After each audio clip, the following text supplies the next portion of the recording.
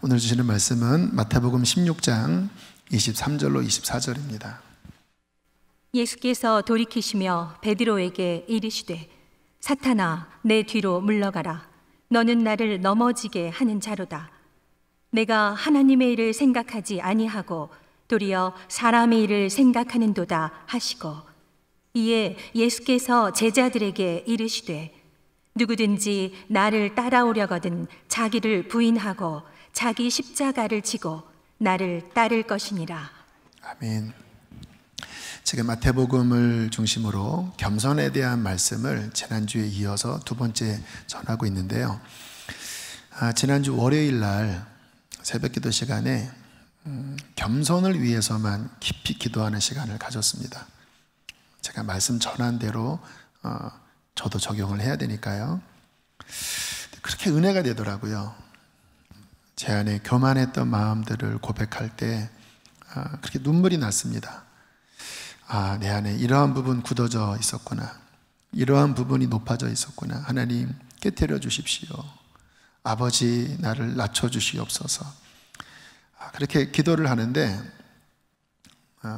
하나님 말씀에 교만한 자를 물리치시고 겸손한 자에게 은혜를 주신다고 하는 말씀이 실제 경험되어지더라고요.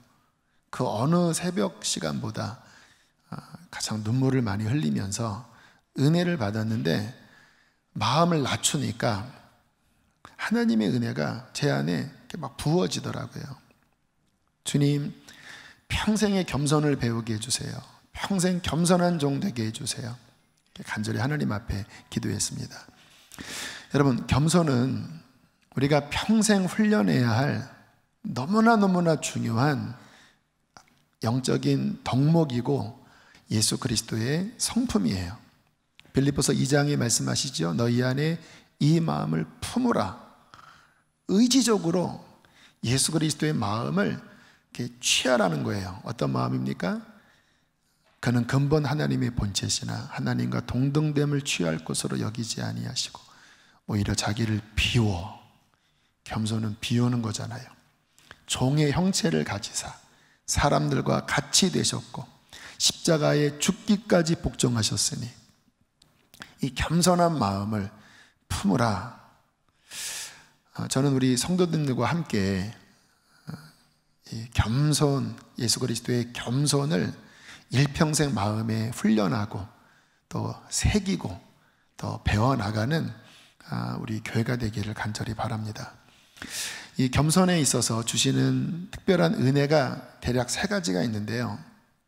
첫 번째는 겸손할 때 은혜가 임해요. 마음이 낮아지는 곳에 하나님의 은혜의 샘물이 터집니다. 여러분, 특별히 어디 부흥에 물론 가시면 좋지만 그런 부흥이 안 가셔도 여러분이 있는 자리에서 마음을 낮춰보세요. 하나님 앞에 마음을 낮아지게 해보세요. 은혜의 샘물이 터질 것입니다. 겸손한 자와 가까이 하시느니라.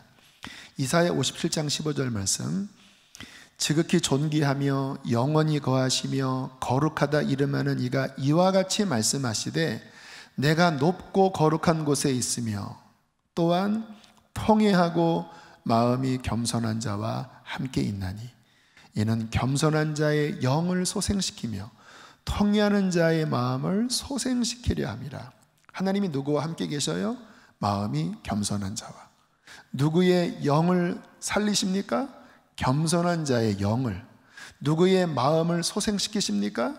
통회하며 마음을 낮은 곳에 두는 자.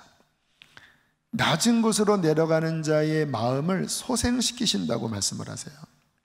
여기 마음이 좀 답답한 분 계십니까? 요즘 은혜가 안 되는 분이 계셔요? 마음을 낮춰보세요. 그곳에서 하나님의 은혜를 맛보게 될 것입니다. 제 생에 가장 깊은 은혜를 받았던 때가 어느 때인가 말씀을 준비하면서 생각을 해봤더니 10년 전 암 수술 후에 한 2달간의 기간이었더라고요. 그때는 제 마음이 낮아질 대로 낮아져 있었고 참담하기까지 했습니다. 슬펐어요. 그래서 하나님 앞에 괴로움 중에 부르짖는 그러한 시간이었는데, 그때는 잘 몰랐는데 지나고 나니까 그 기간에 하나님과 가장 가까이 있었더라고요. 지나고 나니까 알겠어요. 그 시간에 어느 때보다 하나님 앞에 많이 기도했었는데 하나님이 가까이 했던 시간, 하나님이 위로를 주셨던 시간, 아, 겸손하면 은혜를 받는구나. 이게 첫 번째 겸손의 축복이고요. 두 번째는 겸손하면 안전합니다. 뒤집으면 교만하면 위험해져요. 잠언 16장 18절에 이렇게 말씀하고 있습니다. 교만은 패망의 선봉이요 거만한 마음은 넘어짐의 앞잡이니라. 마음이 높아지면 자빠진다라는 거예요. 어떤 분이 교만과 겸손에 대해서 재미있는 비유를 드시더라고요. 그 목사님이 이렇게 막대기를 드시고 이렇게 흔드시더라고요. 이렇게 비유를 드셨습니다. 지금 여기 막대기가 이렇게 요 라인에서 움직이는데 이거 안 맞으려면 요 밑에 엎드려 있으면 안 맞는다. 근데 거기에 쳐들면 맞는다. 이게 교만과 겸손이라고 이야기를 하시더라고요. 여러분, 여기 지금 이 돌아다니는 막대기는 시험일 수도 있고요, 상처일 수도 있고요, 영적인 공격일 수 있어요. 그런데 낮아져 있으면 이게 안 맞는 거예요. 마음이 낮아져 있으면 이런 시험의 영역에 부딪히진 않는 거예요. 그런데 우리의 마음이 높아지면 이 돌아다니는 시험, 이 돌아다니는 유혹, 이 돌아다니는 마귀의 공격에 걸립니다. 그래서 야고보서에 보면 사람이 시험 받을 때 하나님이 시험한다고 착각하지 말아라. 네 욕심 때문에 시험 받는 거다. 여러분, 사람이 겸손하면요, 생각 자체가 하나님 앞에 바르게 가요. 늘 조심하고, 그리고 정결하게 옷매무새를 이렇게 다듬고 그 시험거리를 피합니다. 그런데 마음이 높아지면요, 생각이 바뀌어요. 그 전에 받아들이지 않은 생각을 쉽게 받아들입니다. 그 전에 하지 않을 행동을 쉽게 해요. 그러면서 이게 탁탁 맞는 거예요. 그때마다 나도 모르게 마음이 높아졌구나. 다시 엎드리면 여기서 벗어날 수 있는데 계속 그 자리에서 막 그런 교만한 마음을 놓지 않으면 결국 거기에 걸려서 그 신앙이 실족하든 아니면 병들든 하는 일들이 발생될 수 있다. 저는 그 목사님 말씀 들으면서 탁월한 비유다. 엎드려 있어야 되겠다. 그러한 생각을 마음속에 품었습니다. 시편 1편에 보면 복 있는 사람은 오만한 자의 자리에 앉지 않는다. 여기서 오만이라고 하는 단어의 뜻은 경멸하다라는 뜻입니다. 사람이 이렇게 교만해져 있으면요, 이렇게 경멸하는 태도를 가져요. 근데 겸손한 자리에 내려가 있으면 늘 하나님 앞에 조심하거든요. 근데 복 있는 사람은 오만한 자, 경멸하는 태도의 자리에 앉지 않고 늘 하나님 앞에 겸손히 엎드리는 모습으로 산다라는 거예요. 교만하면 은혜도 오래 못 가고 성공도 오래 못 가요. 그런데 겸손한 자리에 앉아 있으면 은혜도 오래 가고 성공도 오래 가요. 처음 구원을 어떻게 받는다고 지난주에 말씀을 드렸을까요? 겸손을 통해서 구원을 받는다. 마음이 낮아지게 되었을 때 예수님의 복음이 복음으로 와닿아요.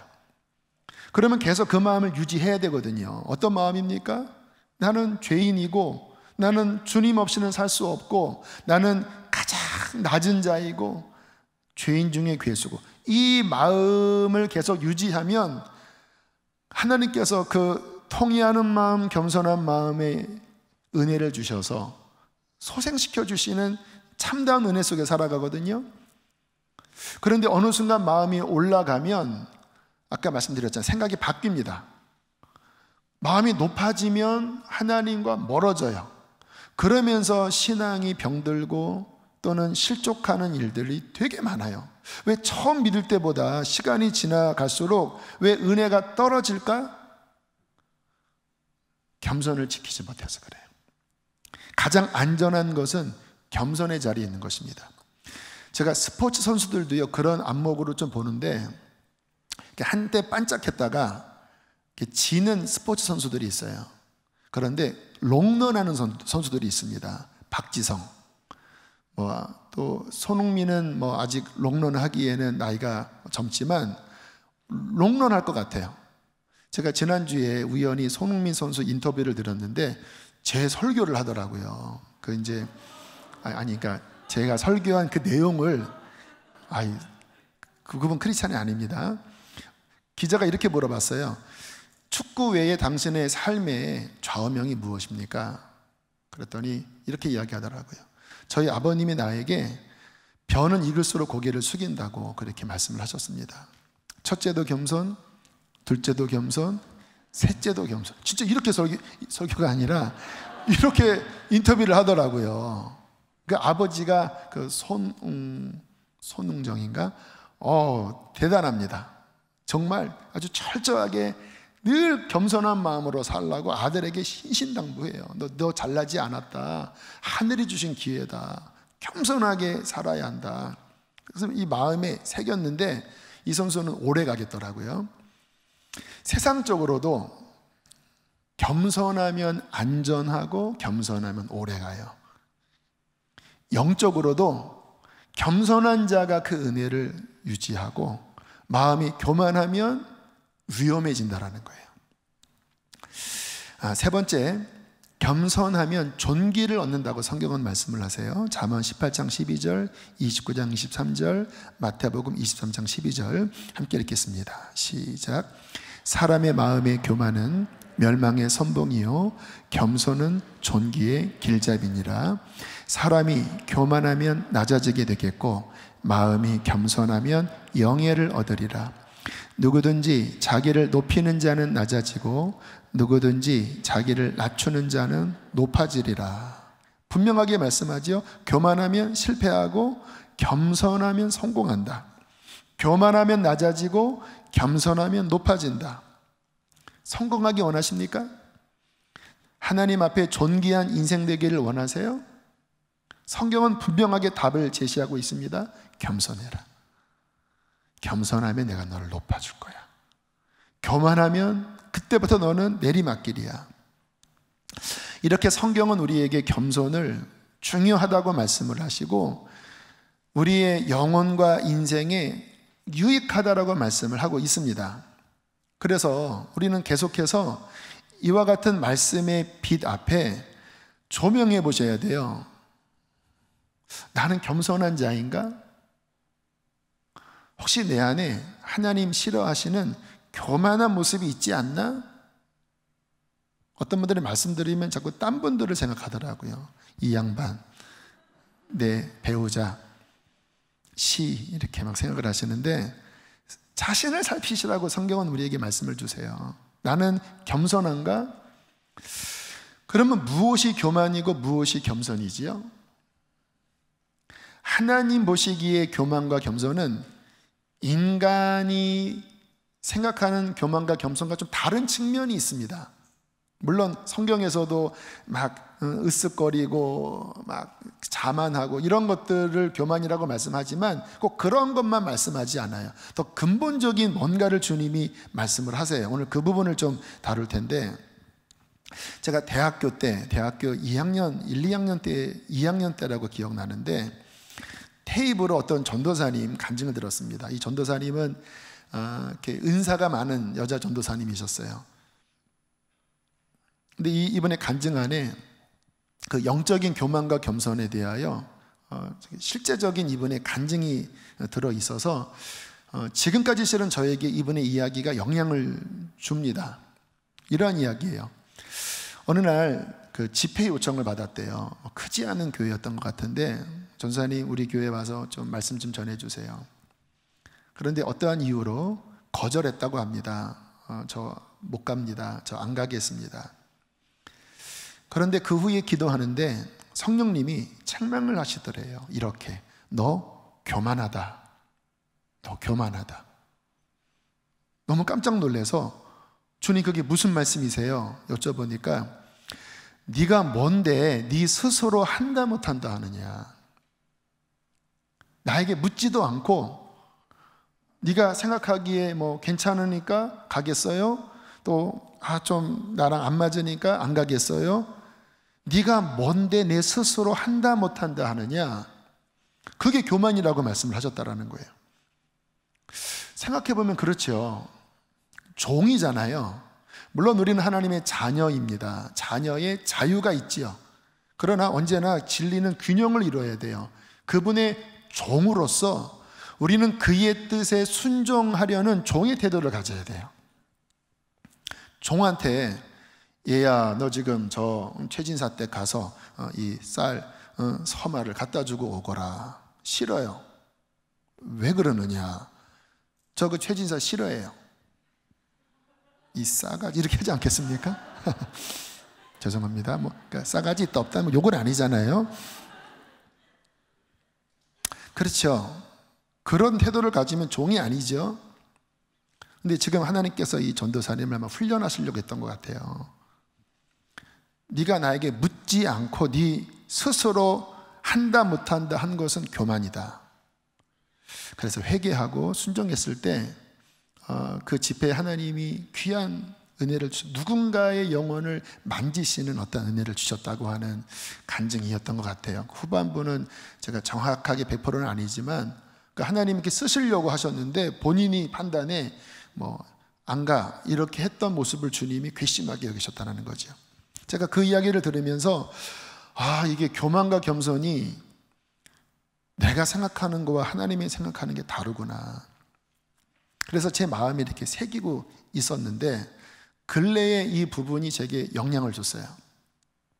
5월 초에 세계비전교회, 지금부터 한 4년 전쯤에 저희 교회 몇몇 분들이 목장 중심으로 해서 한 1년 가까이 그 교회를 섬겼었습니다.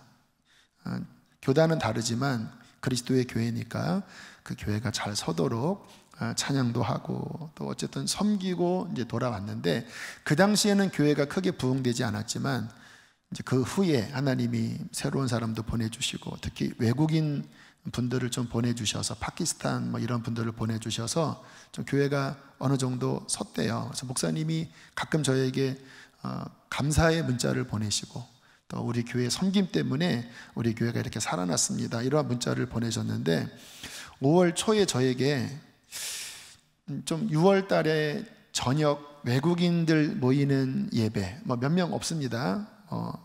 10명 안팎이실 것 같은데 말씀을 전해달라고 하는 요청이 왔습니다. 근데 주일이면 제가 특히 저녁은 지금 1부, 2부, 3부 또 젊은이 교회까지 설교를 하면 그 시간이면 이렇게 지치는 시간입니다. 좀 쉬고 싶어요. 또 제가 그곳에서 설교하는 게 정말 필요한 설교는 아니거든요. 외국인들 옆에서 사모님이 통역을 하신다고 하면 꼭 그 집회에 저의 설교가 필요해서 부르시는 것은 아니거든요. 그래서 순간 인간의 마음은 부담되더라고요. 만약에 제가 그 전도사님의 그 예화의 영향이 없었다면 그냥 목사님 죄송합니다, 시간이 안 됩니다 그랬었을 거예요. 그런데 그렇게 못하겠더라고요. 너 왜 안 가니? 피곤해서? 너 왜 안 가니? 사람 얼마 없어서? 너 왜 안 가니? 네가 옛날에 섬겼던 작은 개척교회라서? 그러한 동기는 아니잖아요. 그래서 제가 어쨌든 가자. 이분이 나에게 오라고 한 것은 그런 마음이셨습니다. 이제 고마우니까 한번 저녁 말씀 전화해 주시고 같이 좀 이런 것들 좀 보시면서 목사님 기뻐하시고 식사 한번 하세요. 그런 마음이었거든요.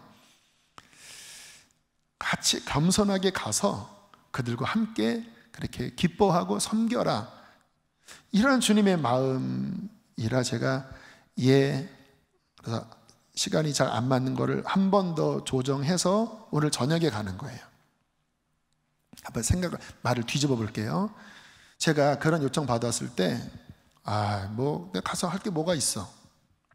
또 저희 교회에서 지금도 후원을 몇십만 원씩 하고 있거든요. 저보다 연배가 훨씬 많으세요.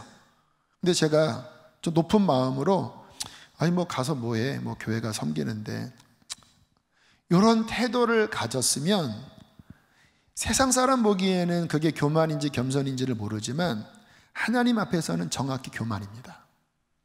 교만이에요. 그런 태도 자체가 제 마음이 위에서 내려다보는 마음이에요. 무슨 말씀을 드리려고 하는 거냐면, 하나님의 시각 안에서 겸손한 삶이라는 것이 무엇인가? 과연 나는 하나님 앞에 겸손히 엎드린 삶, 종의 삶을 살려고 하는가? 이런 인식 없으면요, 조금 부유해지고 조금 뭔가 지식이 생기고 조금 은사가 있으면요, 금방 이렇게 내려다 봅니다. 금방. 교만은 패망의 선봉이요, 거만한 마음은 넘어짐의 앞잡이니라.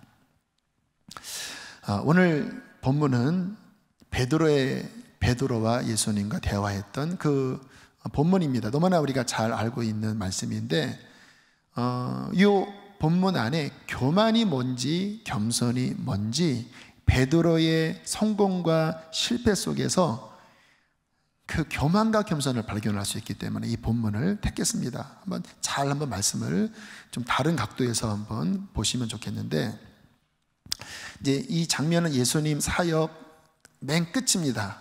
이제 얼마 후면 십자가 지러 가시기 전에 가이사랴 빌립보라고 하는 지역에서 주님이 제자들에게 질문하십니다.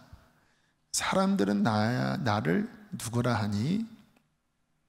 그러니까 제자들이, 근데 어떤 이는 예레미야라고도 하고요, 어떤 이는 세례 요한이 다시 나타났다고도 하고요, 엘리야라고도 합니다. 그래, 너희는 나를 누구라고 하니? 근데 이 당시에는 아직 예수님이 하나님의 아들, 또 메시아라고 하는 이 진리가 아직 충분히 계시되지 않은 때입니다. 왜? 십자가도 아직 오지 않았고 부활도 오지 않았고 성령 강림도 없었기 때문에 단순히 제자들은 와, 위대한 선지자가 나타났다, 와, 위대한 랍비가 우리에게 오셨다, 그 정도 수준이에요. 근데 주님께서 너희는 나를 누구라고 하니? 라는 질문을 하고 있을 때 갑자기 베드로에게 성령의 지혜와 계시가 비춰지기 시작했어요. 베드로가 곧장 무슨 대답을 합니까? 당신은 그리스도시요 살아계신 하나님의 아들입니다. 지금이야 이것은 너무나 분명하고 우리가 다 고백할 수 있는 말씀이지만, 이 시기에는 베드로 스스로 할 수 없는 말입니다. 주는 그리스도시요 살아계신 하나님의 아들, 바로 그 메시아입니다. 쉽게 못해요. 잘못하면 이단되는 상황이에요. 그런데 베드로가 갑자기 그 말을 툭 했습니다. 주님께서 이 베드로의 말을 받으시고 굉장히 기뻐하시면서 이렇게 칭찬을 하셔요. 바요나 시몬아, 내가 복이 있도다. 이것을 너에게 알게 한 이는 혈육이 아니야, 네 머리 뭐 인간적으로 된 게 아니라 하나님께서 너에게 비춰주신 거야. 거기에 12명의 제자들이 있었습니다. 근데 왜 베드로에게 이 계시가 비춰졌을까요? 겸손했기 때문이에요. 성경에 겸손했다고 하는 말씀 없잖아요. 없어요. 근데 잘 한번 보세요. 겸손은 뭐냐면요, 내 생각을 비우는 거예요. 네가 뭔데 네 스스로 한다 못한다 하느냐? 무슨 말씀입니까? 네 생각으로 살지 말라 이 말이에요. 겸손은 자기의 마음과 생각을 비우고 하나님의 생각을 받아들이는 게 성경적인 겸손입니다. 그래서 성경을, 구약 성경 보면 하나님이 이스라엘 백성들에게 교만하다고 하셨을 때가 어느 때냐면, 하나님께서 선지자를 통해서 말씀하셔도 그걸 이렇게 착버리고 자기 좋을 대로 막 행동할 때 주님은 교만하다고 말씀을 하셨고, 겸손하다고 말씀하실 때는 하나님 말씀을 들을 때 마음이 떨리고, 요시야 왕이 그랬죠. 마음이 연하여져서 내게 마음을 겸비케 하여 통곡하였으므로, 뭡니까? 하나님의 말씀이 내 안에 올 때 내 마음을 비워버리고 그것을 받아들일 때 겸손이라고 말씀을 하셨거든요. 베드로를 보면요, 베드로도 유대인입니다. 자기의 종교, 전통 이게 많은 사람이에요. 그런데 예수님 만난 다음에 예수님께 푹 빠져버렸어요. 제가 고등학교 3학년 때 영어 선생님 되게 이제 흠모했거든요. 그 당시 영어 수업 시간에 제가 진짜 그 50분이 5분 같았습니다. 그냥 빨아들일 듯한 눈으로 그분을 제가 끝까지 보면서 그렇게 수업 들었어요. 그분은 그것을 느끼셨을 것 같아요. 사모하니까. 그때는요, 내 생각이 없어요. 그냥 빨아들이는 겁니다. 그분이 말하는 거, 표정 그냥 빨아들이는 거예요. 근데 베드로가 주님 만나서 주님 따라다닐 때 너무나 주님을 사랑하고 그분의 입에서 나오는 은혜로운 말씀, 그분이 행하시는 놀라운 기적, 자신 안에 이분이 메시아니 아니니 그런 생각할 눈꼽만치 이런 것도 없이 그냥 주님 그냥 그분께 내 온 마음과 생각이 쏠려 있고 내 안에 전통, 나의 어떠한 선입견 이게 그냥 다 이렇게 씻겨진 가운데 그분을 이렇게 바라보는 요 상태였던 거예요. 베드로의 그 성향 보면 그 느낌이 오시잖아요. 자, 그 상태에서 주님께서 나를 누구라 하느냐라고 하는 주님의 질문. 주님은 질문하실 때 이미 답을 다 준비하신 거거든요. 성령님이 거기에 운행하고 계셨어요. 다른 제자들은 어쨌든 주님 생각도 받아들이지만 자기께 뭔가 움직여요. 도마? 나는 그에게 손가락을 넣어봐야 돼. 자 안에 생각이 있어요. 그럴 경우에는 이 속에 충돌이 일어납니다. 무슨 말씀인지 아시죠? 내 생각이 뭔가 있으면 이게 충돌이 일어나요. 근데 베드로는 하고 이렇게 비워져 있었거든요. 그러니까 성령님이 그 겸손한 마음에 계시를 딱 비추시는 거예요. 왜? 비추셔도 얘는 혼란할 게 없어요. 그러니까 자기도 모르게 그냥 툭 튀어나온 겁니다. 성령님이 저분은 그리스도고 살아계신 하나님의 아들이야. 그럴까? 그럴 게 없어요. 비워져 있으니까. 그러니까 자기도 모르게 입에서 주는 그리스도시요 살아계신 하나님의 아들입니다. 툭 튀어나온 거예요. 겸손이 뭐라고요? 마음이 비워져 있는 상태. 나의 어떤 혼란한 자아의 어떠한 욕구나 이러한 것들이 내 안에서 움직이지 않는 비워진 상태가 겸손이에요. 그러니까 하나님께서 기뻐하셨죠. 그래서 그 은혜가 베드로에게 부어졌습니다. 베드로는 큰 하나님의 복을 받았어요. 내가 이 반석 위에 내 교회를 세우리니 음부의 권세가 이길 수 없을 것이고 천국 열쇠를 주노니 내가 땅에서 무엇이든지 매면 하늘에서도 매이고 풀면 하늘에서도 풀리리라. 겸손하면 영예를 얻으리라 했잖아요. 주께서 막 높이십니다. 그런데 그 바로 이후에 문제가 생겨버려요. 어떤 교만과 겸손의 관점에서 한번 보세요. 베드로의 이 고백을 받으시고 주님은 더 깊은 하나님의 뜻을 제자들에게 말씀하셨습니다. 그게 21절 말씀이에요. 함께 읽겠습니다. 시작. 이때로부터 예수 그리스도께서 자기가 예루살렘에 올라가 장로들과 대제사장들과 서기관들에게 많은 고난을 받고 죽임을 당하고 제3일에 살아나야 할 것을 제자들에게 비로소 나타내시니, 주님이 이 땅에 오신 가장 큰 하나님의 뜻은 십자가와 부활이잖아요. 이제 곧 예루살렘에 올라가면 이제 그 일이 자신에게 닥치는 거예요. 제자들에게 알려주셔야 되잖아요.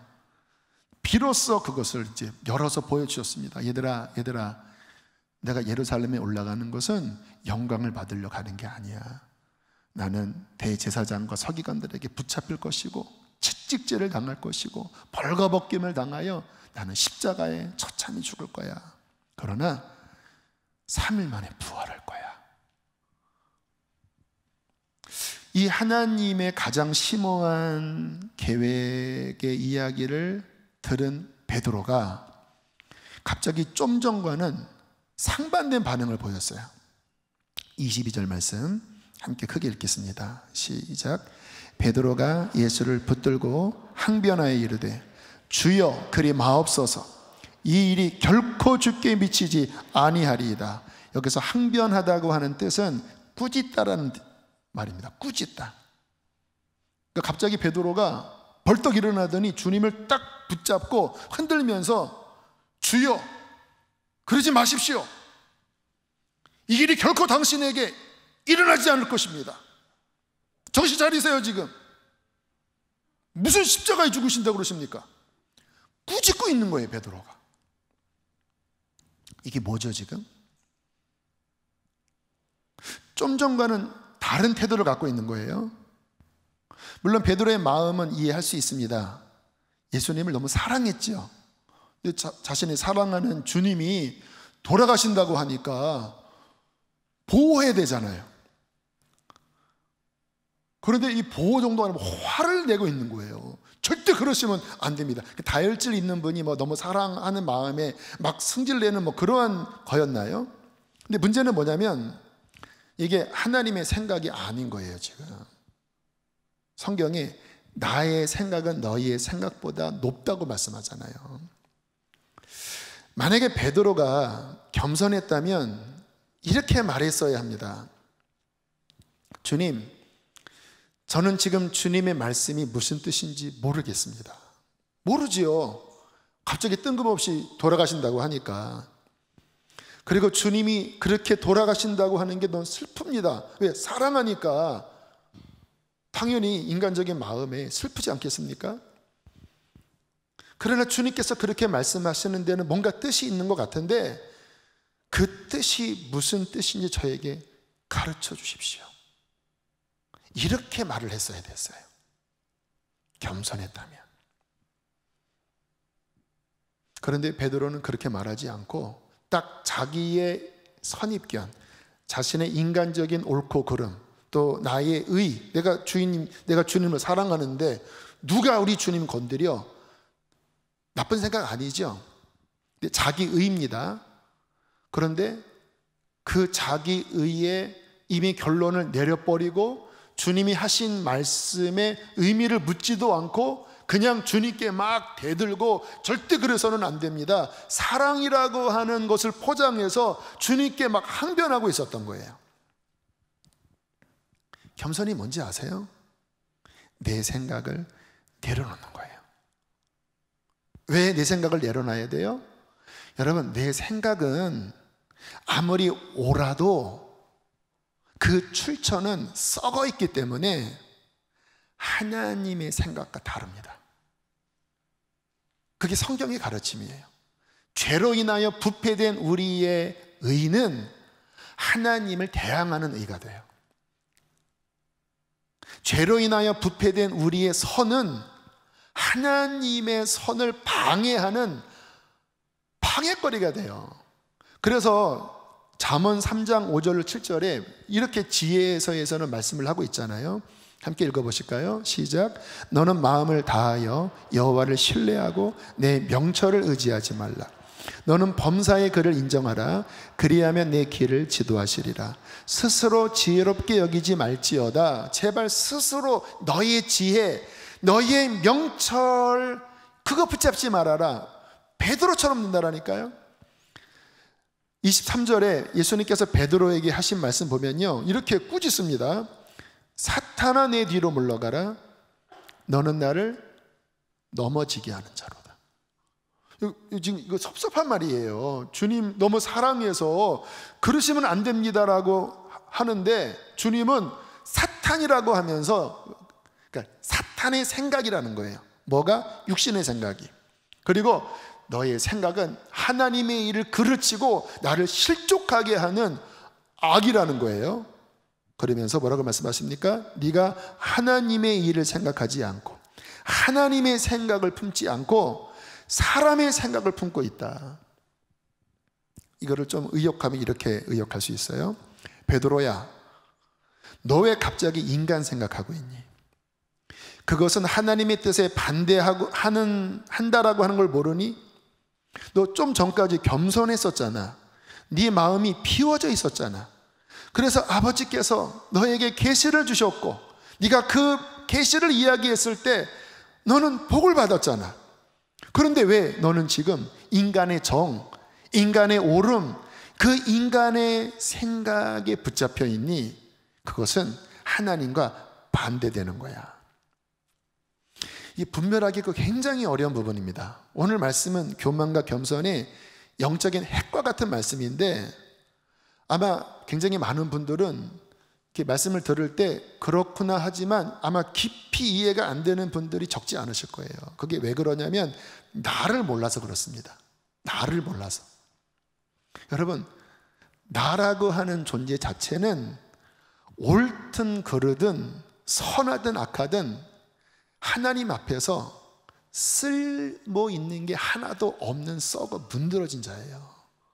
그게 성경에서 말씀한 의인은 없나니 하나도 없으며 다 치우쳐서 각기 옳은 대로 행하지만 정말 하나님을 찾는 것이 없는 부패된 마음이라는 거예요. 그러면 어떻게 해야 합니까?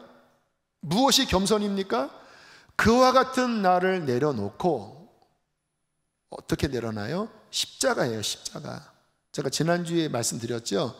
십자가를 바라볼 때 저 십자가 뒤에 내가 숨게 해주십시오. 내가 십자가 앞으로 가지 않게 해주십시오.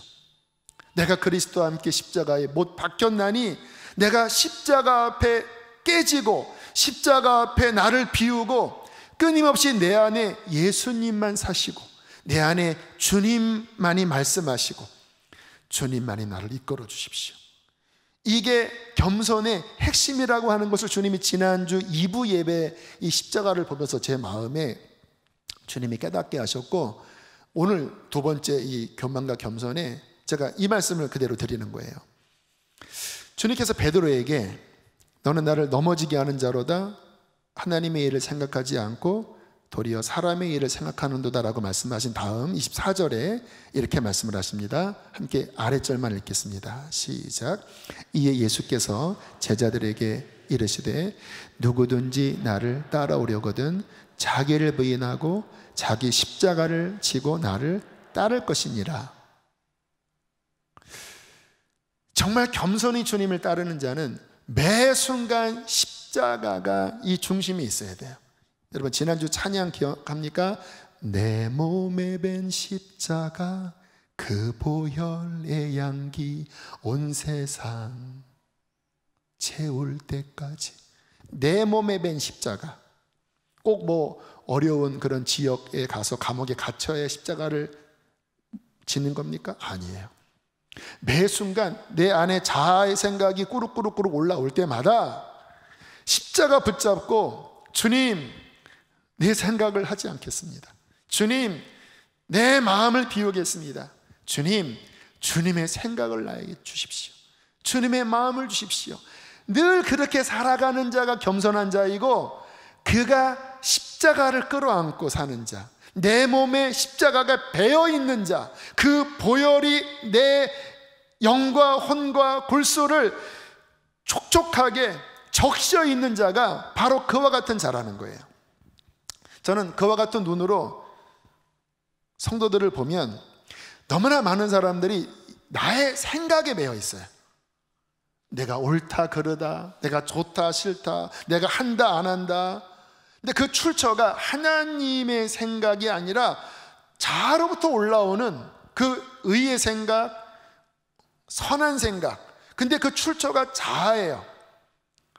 그러다 보니까 사람들이 늘 혼란 속에 있습니다. 하나님의 음성 잘 분별이 안 돼요. 늘 시험에 뭔가 매여 있어요. 왜요? 올라와 있으니까 여기서 걸리고 저기서 걸리고. 그러니까 신앙생활이 기쁘지가 않아요. 늘 번민스러워요. 말씀을 들어도 그냥 내 안에 뭔가 이렇게 자꾸 부대껴요. 왜요? 내 자아의 생각이 꿈틀꿈틀 올라와서 그게 움직이고 있으니까. 겸손은 그것을 십자가에 처리하고 깨트리고 내 마음이 이렇게 낮아진, 이렇게 가라진 이 상태가 신앙의 출발인데 그냥 뭐가 꿈틀꿈틀 올라와 있으니까 늘 신앙이 번민스러워요. 자그마한 시험에 자꾸 걸려 넘어져요. 왜요? 올라가 있으니까. 제가 주님 만난 후부터 지금까지 구체적으로 하는 두 가지 훈련이 있습니다. 첫 번째는 십자가 붙잡는 훈련이에요. 정말 주님 섬겨보니까 제일 못난 놈이 내 자아더라고요. 진짜 이게 가망이 없어요. 제 자아는 가망이 없어요. 썩어 문드러져 있어요. 온 세상의 악의 DNA는 이 안에 다 들어있습니다. 선한 것 없어요. 요게 선한 흉내를 내면 이게 외식이에요. 그래서 십자가를 가까이 하라. 정말 계속 또 십자가 바라보고 주님 계속 밀어놔요.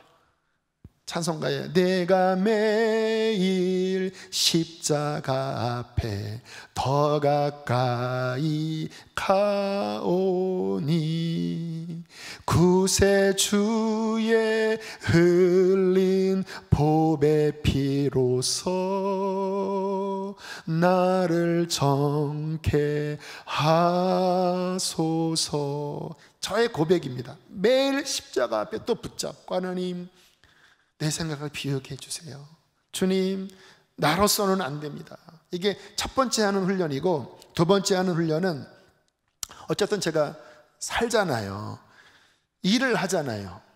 설교도 해야 되고 예배 준비도 해야 되고 또 교회 어떤 사역도 해야 되고. 그런데 제가 앞서 있으면 안 되더라고요, 일이. 근데 제가 미묘하게 저도 모르게 제가 이렇게 앞서서 뭔가를 하려고 애를 쓰고 있어요. 근데 제가 앞서면 일이 안 될 뿐만 아니라 이렇게 무거워요. 내 마음에 자유가 없고 막 이렇게 애를 쓰고 무거워요. 딱 그 순간에 제가 어떻게 하는지 아세요? 주님, 제가 앞서지 않겠습니다.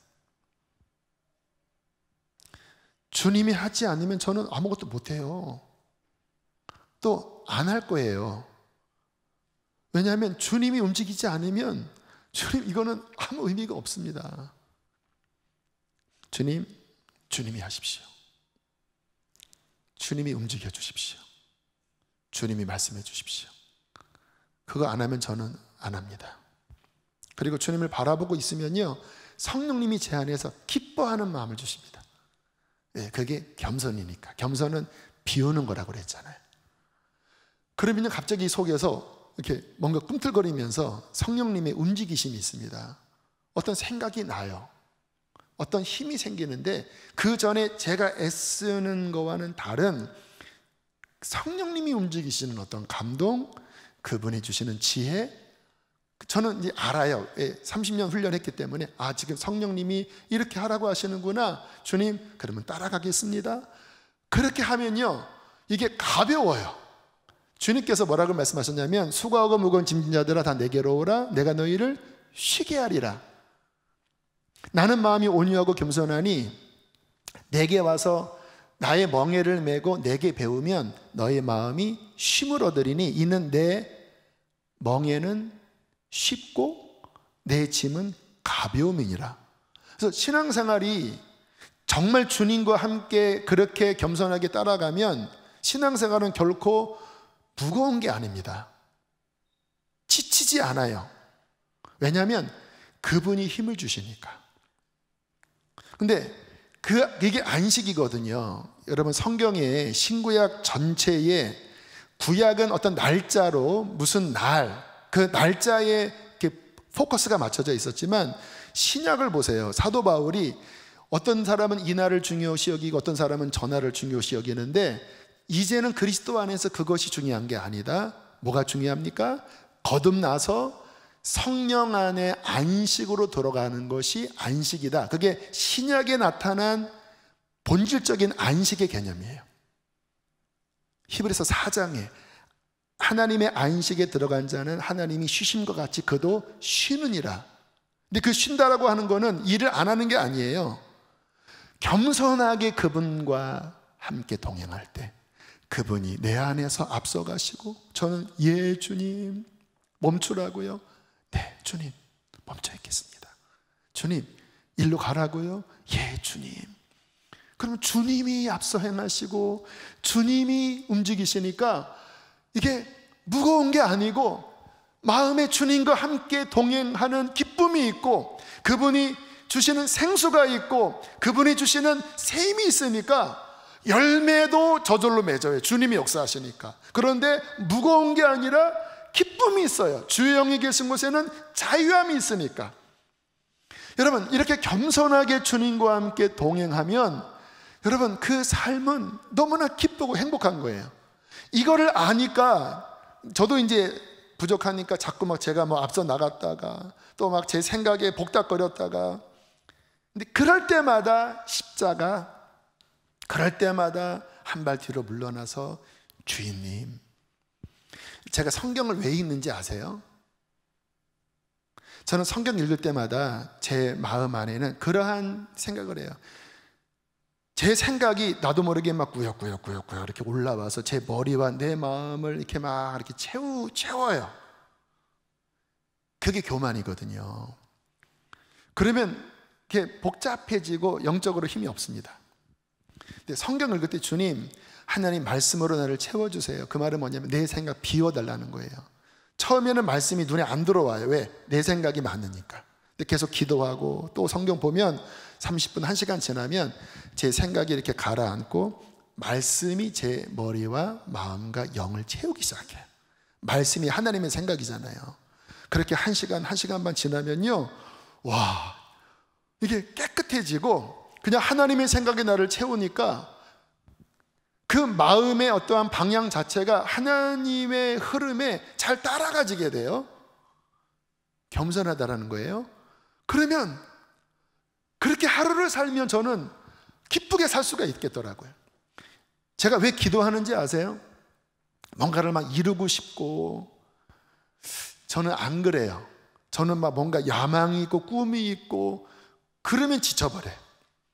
새벽에 나와서 기도하는 것은 주님 내 마음 비워주시고, 하나님 주님이 내게 힘을 주시고 주님이 저를 이끌어 주세요. 그래서 방언 한참 했다가 또 하나님의 성령이 임하시면 막 손을 들고 막 기뻐했다가 나를 비우고 주님으로 채우려고 기도하는 거예요. 나를 비우고 주님으로 채우려고 성경을 읽는 거예요. 나를 비우고 주님으로 채우려고 매일 십자가 앞에 매 순간 나가려고 하는 거예요. 무엇이 겸손입니까? 나를 비우는 거예요. 그리고 주님으로 채우는 거예요. 그러면 그 사람은 반드시 승리합니다. 반드시 열매 맺습니다. 저는 우리 사랑하는 성도님들이 저와 함께 그러한 겸손의 길을 훈련하는 자가 됐으면 좋겠어요. 특별한 거 몰라도 괜찮아요. 정말 겸손하게 오직 어린아이처럼 예수 그리스도만 붙잡고 그의 말씀만 붙잡고 매일의 삶에, 미가서 6장 말씀, 사람아 주께서 선한 것이 무엇인지 내게 보이셨나니 곧 인자를 사랑하며 정의를 행하며 겸손히 나와 통행하는 것이 아니냐. 매 순간 네 마음을 비우고 나의 말씀 붙잡고 겸손하게 내가 가라 하면 예 주님, 내가 멈추라 하면 예 주님, 그렇게 나와 동행하는 게 내가 원하는 것이 아니냐. 여러분, 여기에 신앙의 답이 있고 하나님의 축복이 있습니다. 그렇게 살면 그의 삶에 하나님의 아름다운 일들이 일어날 거예요. 열매가 맺어질 거예요. 기쁠 것입니다. 자유롭게 될 것입니다. 평화롭게 될 것입니다. 이게 진짜 신앙생활 아니겠습니까? 그와 같은 은혜가 있기를 주의 이름으로 축복합니다. 함께 이 시간 찬양하시겠습니다.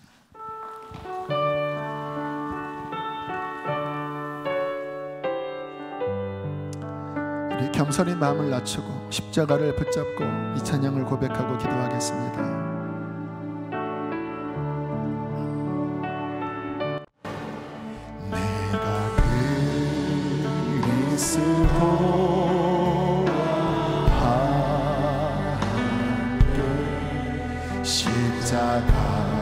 십자가에 못 박혔나니 그런즉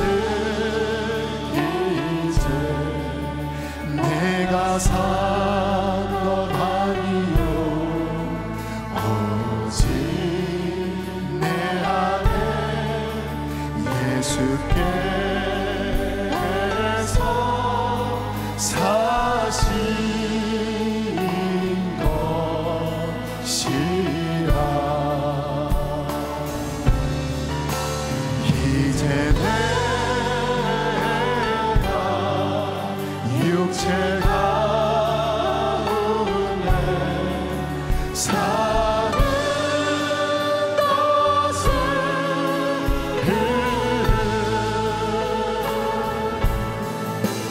나를 사랑하사 저리 못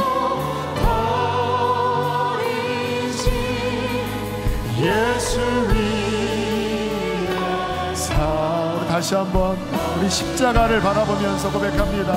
내가 그리스도와 함께, 내가 그리스도. 주님, 나의 교만한 모든 것들을 십자가에 못 박습니다. 십자가에 못 박혔나니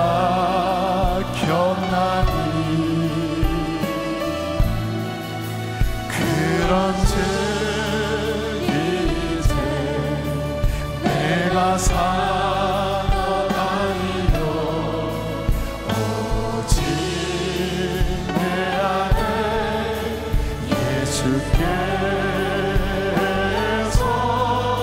사신 것이라. 이제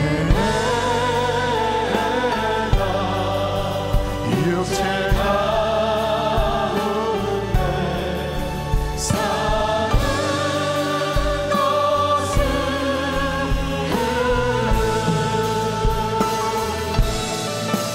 나를 사랑하사 자기도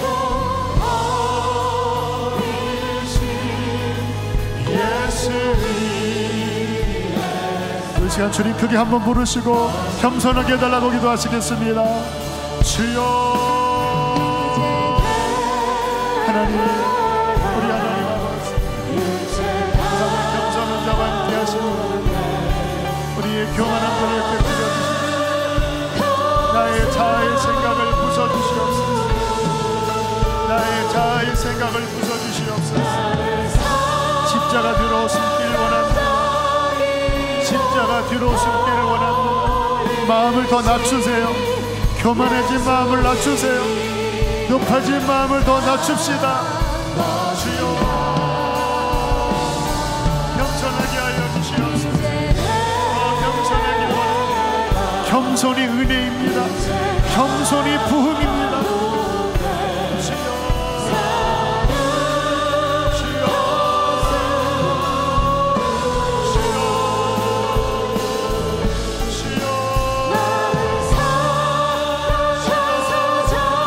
하나님의 마음을 구하세요. 하나님의 생각을 구하세요. 하나님의 뜻만을 구합시다. 우리의 마음을 비우고 하나님의 생각만을 구합시다. 주여, 주여. 주님을 사랑합니다. 주님을 사랑합니다. 주님을 사랑합니다. 주님을 사랑합니다.